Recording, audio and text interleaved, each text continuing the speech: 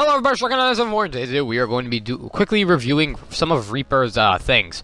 So I maxed out Reaper a little while ago, got all of his armor, Junkyard, all the way from DEM all the way to Junkyard. And what I noticed about it is that, well, this is something a lot of YouTubers have been putting out, is that every character has sort of these backstory and a story that gets played along as you unlock more pieces of their armor. And I wanted to show you all three of Reaper's and then discuss it. Because, believe it or not, these are some really, really interesting stories. Like, Prophet has some cool ones. The one on Reaper has a really cool one. And it shows you kind of, the character's backstory, but at the same time, a different story. It can show you present things, it can show you all different kinds of things, and it can kind of explain to you more about what that character you're playing on. And no YouTuber has done this yet, so I decided, hey, might as well be the first. So, without further ado, let's jump into Reaper.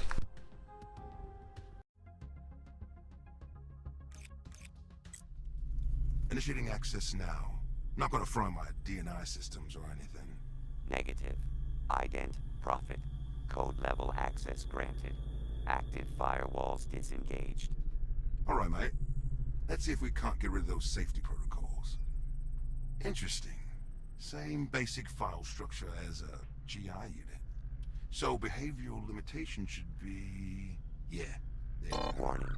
Safety systems offline. Easy, Tiger. File history on your core systems is insane. File rev 646,000? Who's making those revisions? This unit. Wait, what are you... You're saying this is recursive self-improvement? Confirm. 645,624 revisions. This unit.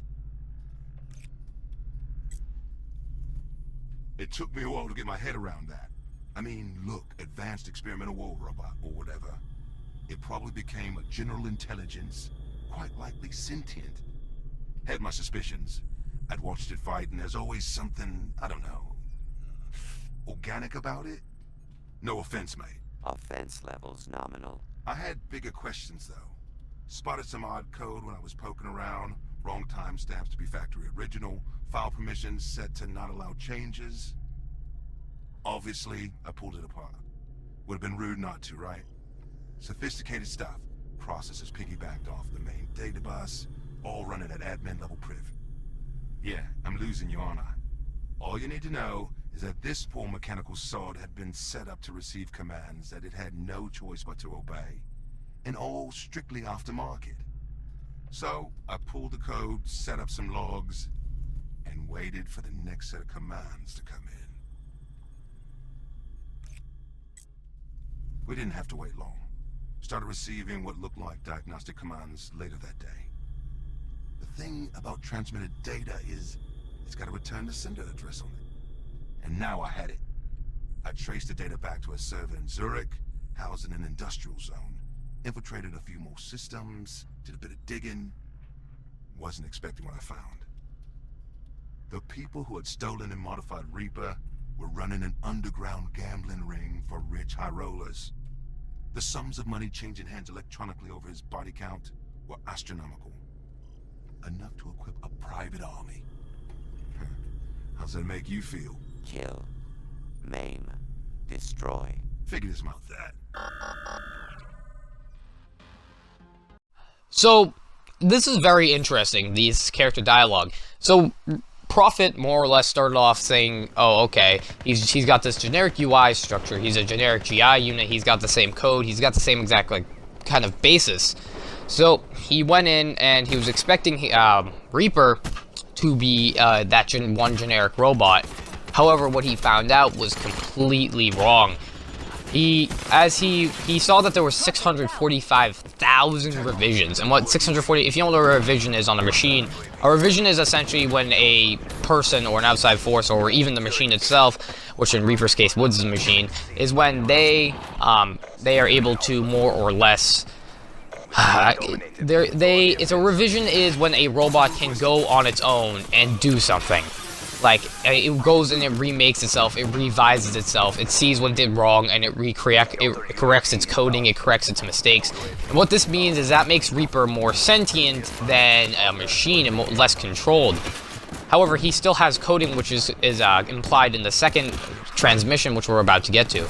So in the second transmission, Prophet is talking about how Reaper essentially it took him a while to realize that Reaper was a self-sufficient machine, that he could do he could do anything really without need of an outside source. However, there were being codes getting sent towards Reaper, and that those codes were telling him what to attack, to kill stuff. Essentially, they were kind of programming him.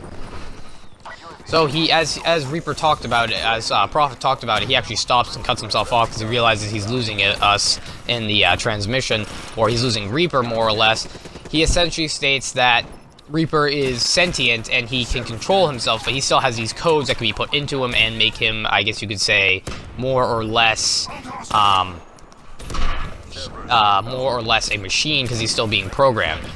So then Prophet takes it upon himself to go and to stop the people that are currently controlling Reaper and sending these codes and these images. And to do such a thing, he would have to wait for the next set of codes to be put in, because every set of code, if you didn't notice, has a return to sender on it, which essentially means that it's coming back to the people that sent it, which in this case happened to be a whole underground gambling ring, and someone is actually going to buy an army of Reapers. Now, this is interesting because what these three texts essentially tell us is that Reaper is not just this machine.